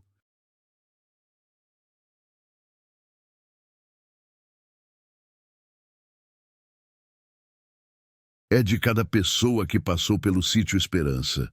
É de cada voluntário que doou o tempo. É de cada morador que me ensinou sobre resistência. É de todos que escolheram ficar quando era mais fácil ir embora. Respirei fundo para o final. Se tem uma mensagem que eu quero deixar é essa. Ninguém é descartável. Todo mundo, não importa a idade, merece dignidade. Merece ser visto. Merece alguém que fique. E se cada um de nós cuidasse de pelo menos uma pessoa esquecida, o mundo seria muito diferente.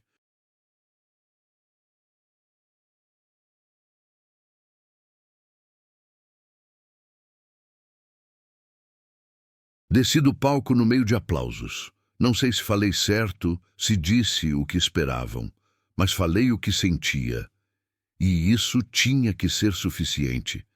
Depois da cerimônia, vários jornalistas quiseram falar comigo. Saiu reportagem no jornal, na televisão. O Sítio Esperança ficou famoso de uma hora para outra.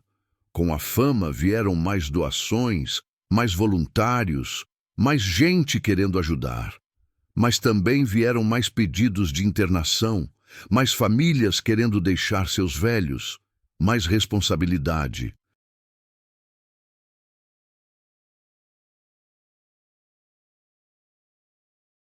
A gente vai precisar expandir, Laura disse, olhando a lista de espera que tinha se formado. Tem gente demais precisando. E foi o que fizemos. Com as doações do prêmio e de novos apoiadores, compramos o terreno ao lado. Construímos mais quartos, mais banheiros, uma enfermaria de verdade. O sítio Esperança, que tinha começado com 3 velhos numa casa caindo agora, tinha capacidade para 30. Mas mesmo com o crescimento, a essência continuava a mesma.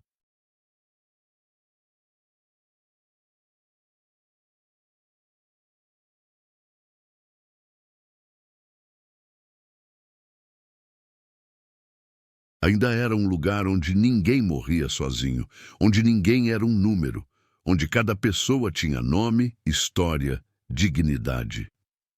O último pôr do sol. Numa tarde especialmente bonita de outono, com o céu pintado de laranja e roxo, sentei na varanda com uma manta nos ombros. O corpo doía, cansado de 78 anos bem vividos, mas o coração estava em paz. Olhei ao redor, a casa cheia de vida. Carlos ensinando seu Augusto a plantar tomate. Laura e Marcos cuidando de Dona Carmen, que tinha piorado.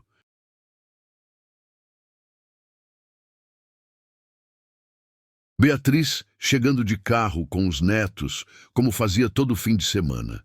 O sítio Esperança tinha virado maior do que eu. Tinha vida própria agora. Ia continuar mesmo quando eu não estivesse mais ali. E isso era tudo que eu podia querer. Vó! O neto de Beatriz, um menino de 7 anos, correu até mim. Vem ver o passarinho que eu achei. Tá machucado? Perguntei, já tentando levantar. Tá. A asa tá quebrada. Então vamos cuidar dele, falei, deixando o menino me ajudar a levantar. Até ele poder voar de novo. Enquanto caminhávamos até onde estava o passarinho caído, pensei em como era bonito isso. Ensinar uma criança pequena a cuidar, a não abandonar, a ser a pessoa que fica. O legado continuava, de geração em geração, de coração em coração, e quando a noite caiu e as estrelas apareceram no céu imenso do interior, eu deitei na minha cama simples e agradeci. Agradeci por ter chegado ali, por ter ficado, por ter feito diferença.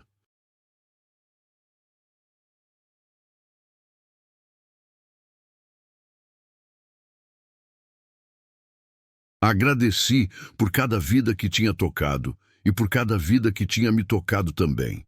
E dormi em paz, sabendo que no dia seguinte ia acordar de novo, fazer café de novo, cuidar de novo. Porque era isso que eu fazia. Eu ficava, sempre, à queda. Foi numa manhã de neblina fechada, daquelas que deixam o mundo todo cinza e silencioso, que meu corpo finalmente cobrou o preço de tantos anos de trabalho duro. Eu tinha acabado de acordar, ainda no escuro antes do sol nascer.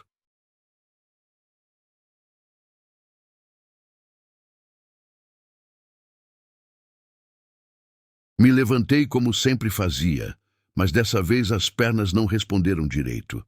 Senti uma tontura forte, o quarto girou e desabei no chão. O barulho da queda acordou Laura, que agora morava numa casinha ao lado do sítio com Marcos. Ela entrou correndo no meu quarto, acendeu a luz, me encontrou caída. Dona Dolores, Marcos, vem aqui, rápido! Eu tentei falar que estava bem, que era só tontura, mas as palavras saíram enroladas. Meu lado esquerdo não mexia direito. Eu sabia o que era.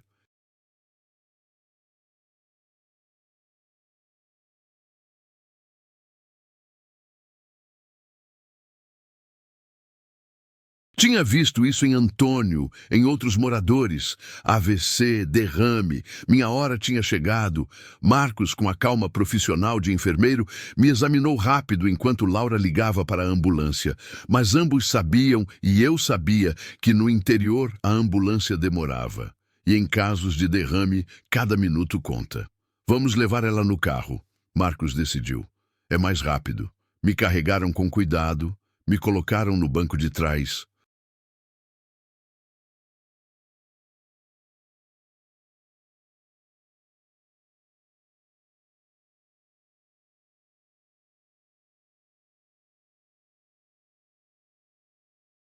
Laura segurou minha mão o caminho todo até o hospital da cidade. 2 horas de estrada de chão batido. Eu via o desespero no rosto dela. Via as lágrimas que ela tentava esconder. Calma, menina. Consegui falar. A voz saindo torta. Não chora. Vai ficar tudo bem. Mas eu não tinha certeza disso. O hospital era o mesmo onde eu tinha levado Antônio, Iraci, tantos outros.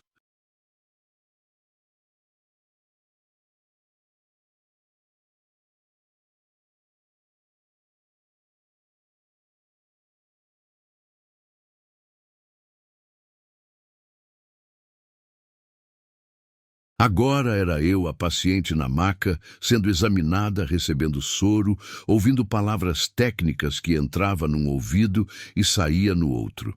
O médico, um homem jovem de olhar cansado, foi direto. Foi um AVC isquêmico, moderadamente grave. A senhora tem 78 anos, o que complica a recuperação. Vamos fazer o que pudermos, mas preciso ser honesto. As sequelas provavelmente serão permanentes. Quanto tempo? Perguntei, sabendo que ele entenderia a pergunta de verdade. Difícil dizer.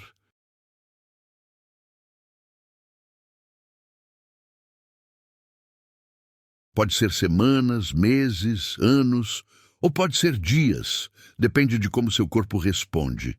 Fiquei internada. Beatriz chegou no dia seguinte, deixando tudo em São Paulo para ficar comigo. Roberto, meu filho mais velho, veio também, depois de anos sem nos vermos pessoalmente. Chorou quando me viu na cama do hospital, fraca, o lado esquerdo do corpo sem movimento. Mãe, eu sinto muito por tudo. Já tá perdoado, falei, apertando a mão dele com a mão boa. Faz tempo.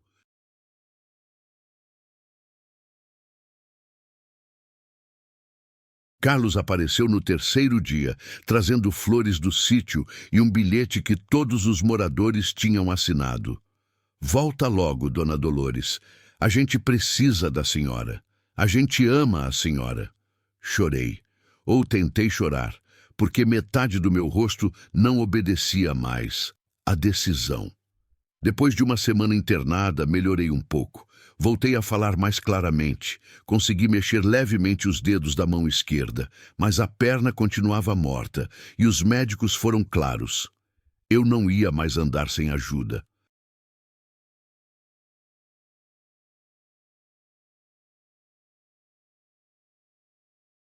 Talvez nunca mais andasse. Laura e Beatriz começaram a discutir o que fazer.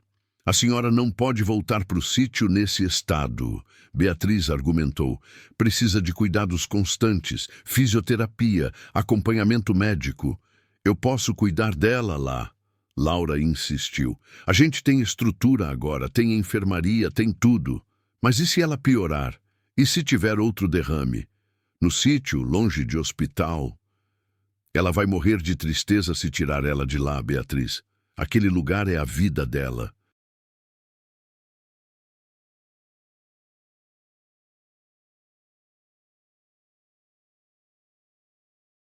As duas discutiram, cada uma querendo o melhor para mim, mas ninguém me perguntou o que eu queria, até que um dia eu interrompi a discussão.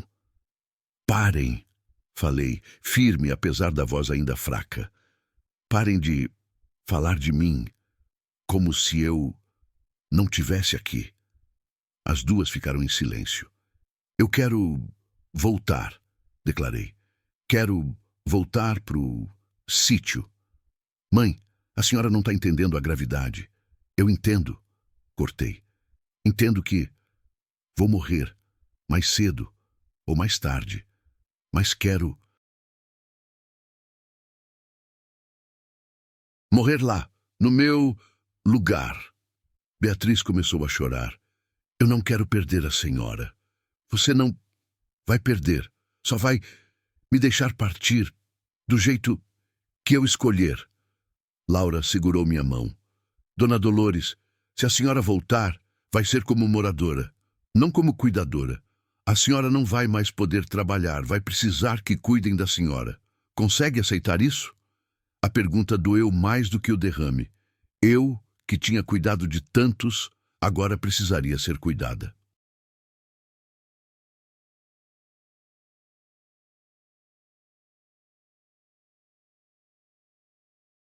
Eu que tinha sido a forte, agora seria a fraca. Eu que tinha ficado quando todos iam embora, agora dependeria de que alguém ficasse comigo. Mas era justo, era o ciclo se fechando. Consigo, respondi. Se for, vocês cuidando, de mim, consigo. Voltei para o sítio Esperança numa tarde chuvosa. Carlos tinha preparado meu quarto antigo, adaptado para minhas novas limitações. Uma cama hospitalar, barras de apoio, campainha para chamar ajuda.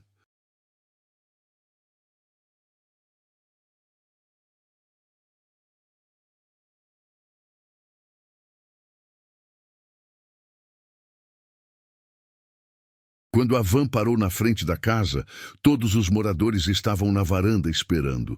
Seu Augusto, Dona Carmen, seu Zé, Dona Aparecida, todos os que eu tinha cuidado. Agora iam cuidar de mim. Marcos me ajudou a descer, me colocou numa cadeira de rodas. E enquanto Carlos me empurrava pela rampa que ele mesmo tinha construído anos atrás, todos aplaudiram. Bem-vinda de volta, Dona Dolores, gritaram juntos. Chorei.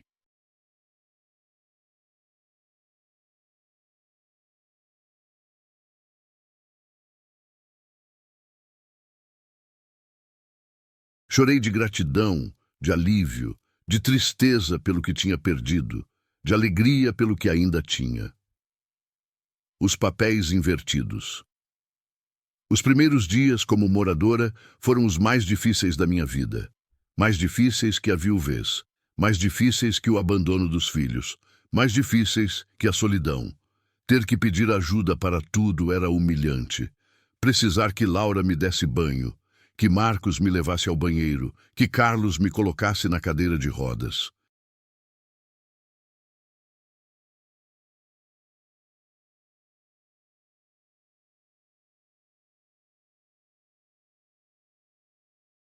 Que Dona Carmen, que eu mesma tinha cuidado, me ajudasse a comer quando minha mão tremia demais.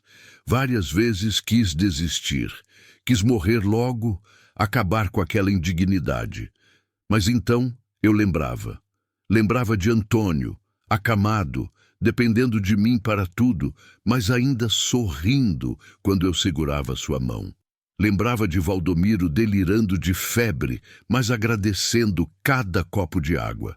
Lembrava de todos que eu tinha cuidado, que tinham aceitado ajuda com humildade. Era minha vez de aprender humildade.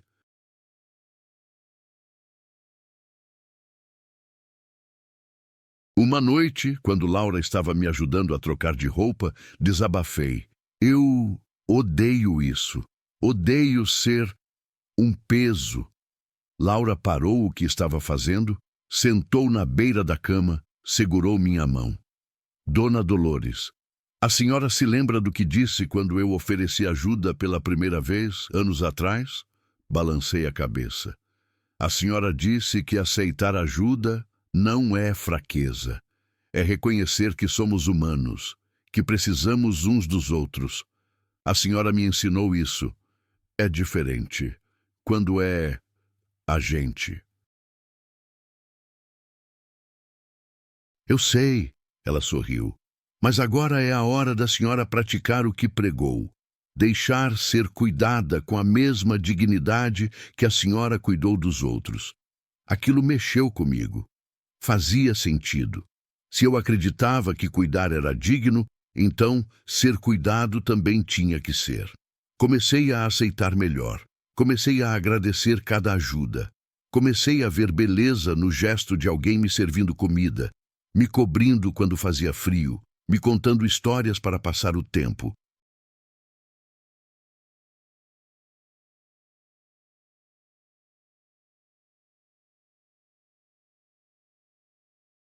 E percebi algo extraordinário. Os moradores que eu tinha cuidado queriam retribuir, faziam questão de ajudar. Seu Augusto, que eu tinha ensinado a plantar, Trazia flores frescas para o meu quarto todo dia. Dona Carmen, que eu tinha dado banho tantas vezes, agora penteava meu cabelo com carinho. Seu Zé me contava piadas ruins só para me ver sorrir torto com o lado bom do rosto. Estávamos todos cuidando uns dos outros. Era isso que o Sítio Esperança sempre tinha sido, desde o começo.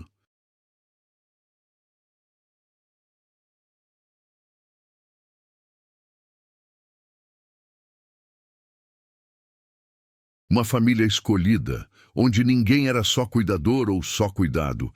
Éramos todos as duas coisas. A última lição. 3 meses depois do derrame, numa tarde de inverno com sol fraco, pedi para Carlos me levar até a árvore. A árvore com as cruzes, o cemitério do sítio. Ele me empurrou devagar pela grama, parou na frente das 27 cruzes que agora decoravam o espaço embaixo da sombra generosa.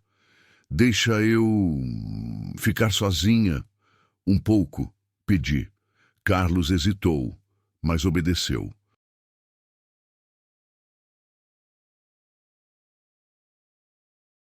Se afastou alguns metros, perto o suficiente para ajudar se eu precisasse, longe o suficiente para me dar privacidade. Olhei para cada cruz, cada nome, cada história que eu conhecia. Valdomiro, que chamava por Helena. Antônio, que esperou pela filha. Dona Josefa, que morreu sorrindo. Iraci, minha primeira amiga. Tantos outros que vieram depois. Eu vou estar com vocês em breve. Falei baixinho, a voz levada pelo vento frio. Não sei quando, mas logo. Não tinha medo, não tinha raiva. Tinha só uma tranquilidade profunda de quem tinha vivido direito, tinha feito o que podia, tinha deixado algo bom para trás. Obrigada. Agradeci para as cruzes, para os mortos, para os que tinham me ensinado tanto. Obrigada por me deixarem fazer parte das vidas de vocês, mesmo que, no final, mesmo que, por pouco tempo. O vento balançou as folhas da árvore, fazendo um som suave, quase como uma resposta.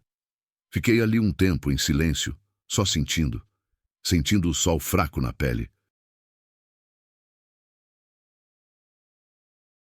O cheiro de terra úmida, o canto distante de um pássaro, a vida continuando, indiferente e bela. Quando Carlos me levou de volta, passei pela casa nova que tinha sido construída ao lado, cheia de gente, cheia de vida. Passei pela horta grande que agora alimentava 40 pessoas. Passei pelos voluntários que iam e vinham, jovens cheios de energia e propósito. O Sítio Esperança tinha crescido tanto.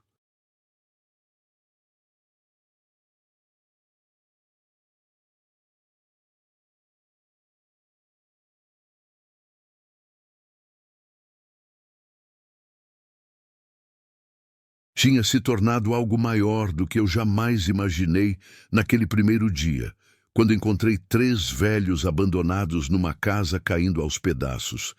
E eu tinha feito parte disso. Não sozinha, nunca sozinha, mas tinha plantado a semente. Tinha escolhido ficar quando podia ter ido embora, e essa escolha tinha mudado tudo. A visita final. Numa noite de lua cheia, 6 meses depois do derrame, acordei com uma sensação estranha. O quarto estava mergulhado em luz prateada que entrava pela janela.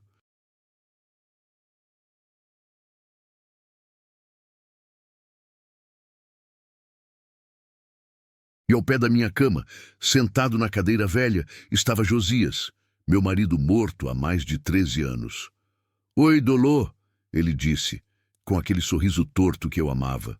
Não tive medo, não achei estranho, só senti uma paz imensa inundar meu peito. "Josias, você veio me buscar? Vim ver como você tá." Ele se inclinou para a frente, os olhos gentis. "Mas não é hora ainda. Você ainda tem um pouquinho de tempo. Eu tô cansada. Eu sei. Mas olha tudo que você fez, Dolô."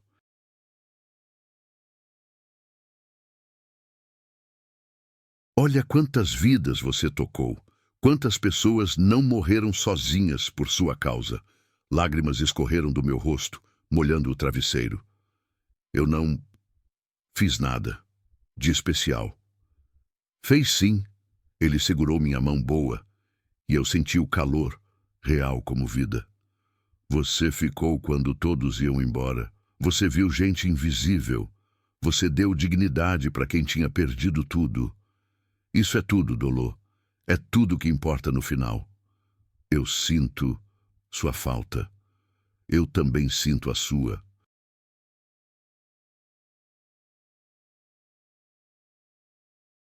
Mas logo a gente se encontra de novo.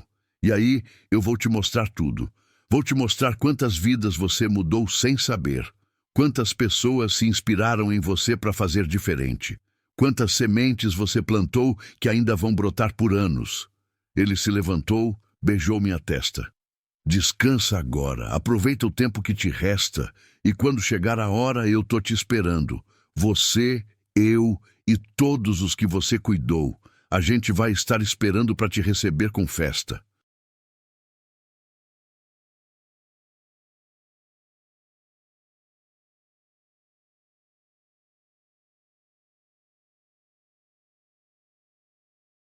Quando acordei de manhã, não tinha mais ninguém no quarto, mas o cheiro de Josias ainda estava no ar, e eu tinha um sorriso no rosto.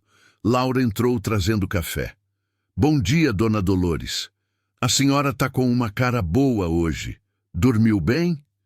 Dormi, respondi, e a voz saiu mais clara que nos últimos meses. Dormi muito bem. O último amanhecer vivi mais 8 meses depois daquela noite. 8 meses de dias bons e ruins. De pequenas vitórias, como conseguir mexer os dedos do pé esquerdo.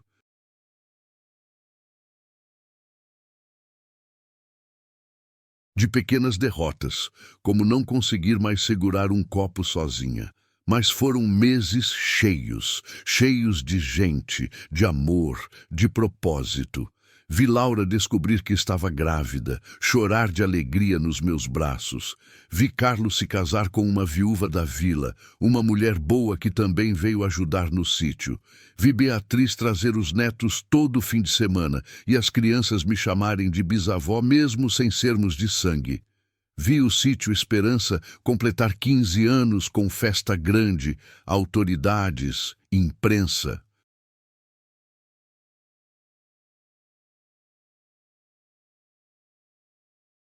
Mais de 100 pessoas já tinham passado por ali. 60 tinham morrido com dignidade, 40 tinham voltado para casa, 15 ainda moravam conosco. E em cada rosto eu via a prova de que tinha valido a pena. Cada sorriso, cada obrigado, cada lágrima de gratidão. Numa manhã de primavera, acordei sabendo que era o dia. Não sei como eu sabia, mas sabia. Chamei Laura. Chama todo mundo, pedi. Quero me despedir. Ela entendeu na hora.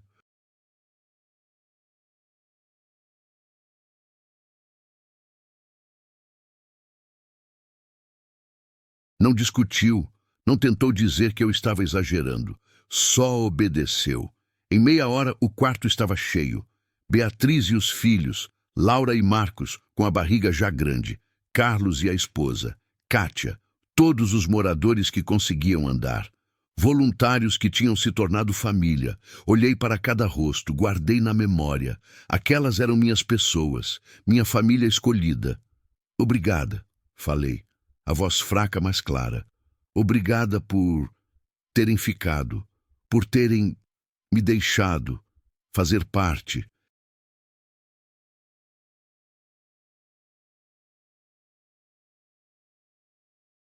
Das vidas de vocês. A senhora salvou a gente, dona Dolores, seu Augusto disse chorando. Não o contrário. A gente salvou uns aos outros, corrigi. Isso que é família, de verdade. Respirei fundo, sentindo o ar entrando com dificuldade. O sítio vai continuar. Vocês vão continuar. Laura, Marcos, Carlos, Beatriz, vocês sabem o que fazer. Não deixem ninguém morrer sozinho. Não deixem ninguém ser esquecido. A gente promete, mãe. Beatriz segurou minha mão. Promete, não, pedi. Só façam do jeito de vocês, com amor. Dona Carmen começou a cantar uma música antiga, de igreja. Todos acompanharam, vozes desafinadas, mas bonitas. Eu fechei os olhos, deixei a música me envolver, e então vi Josias estendendo a mão. Vi Valdomiro e Helena juntos de novo, sorrindo. Vi Antônio sem a foto, porque a filha estava ao lado dele, finalmente, no que vinha depois.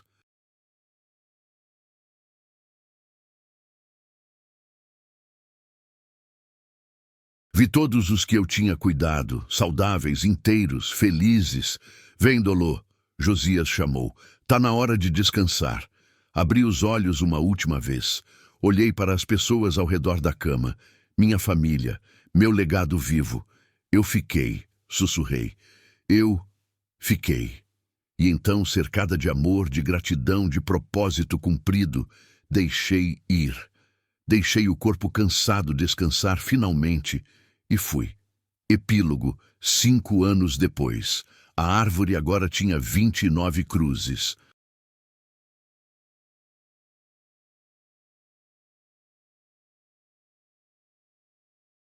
É mais recente, diferente das outras, era maior, entalhada com capricho por Carlos. Dolores, ela ficou quando todos iam embora. Ela nos ensinou que amor é presença. O sítio Esperança tinha crescido ainda mais. Agora eram 2 casas, 60 moradores, 30 funcionários e voluntários fixos. Tinha virado referência nacional em cuidados humanizados para idosos. Laura era a diretora, grávida do 2º filho. Marcos coordenava a parte de saúde.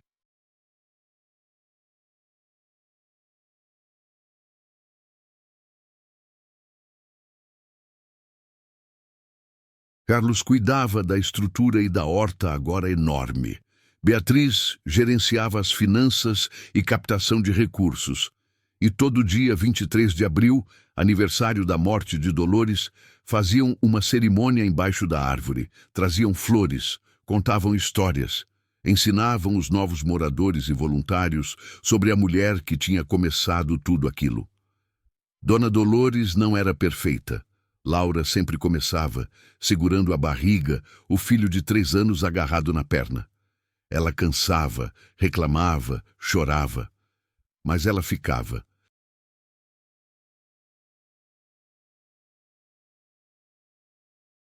Sempre. E nos ensinou que ficar é a forma mais pura de amor. As crianças, netos de Beatriz e filho de Laura, cresciam vendo aquilo como normal. Normal cuidar de velhos. Normal passar tempo com quem a sociedade descartou. Normal ver dignidade onde outros viam peso. E em cada criança que brincava com os idosos, em cada jovem que se voluntariava, em cada família que visitava com regularidade, o legado de Dolores continuava vivo. Não como lenda, não como santa.